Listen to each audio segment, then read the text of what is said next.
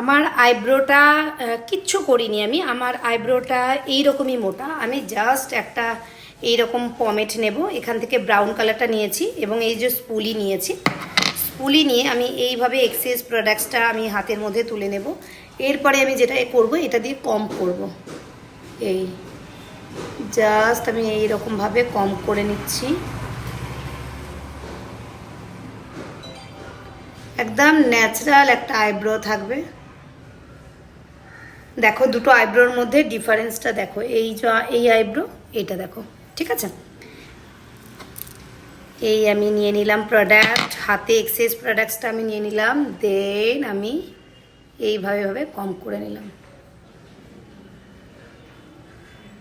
যাদের আইব্রোটা অলরেডি সুন্দর আছে, মানে আইব্রো করার পর আইব্রোটা মোটামুটি বেশ ভালোই আছে, খুব বেশি সরু নয় বা খুব বেশি পাতলা নয়, তারা এইভাবে আইব্রো একদম ন্যাচারালভাবে ড্র করতে পারো।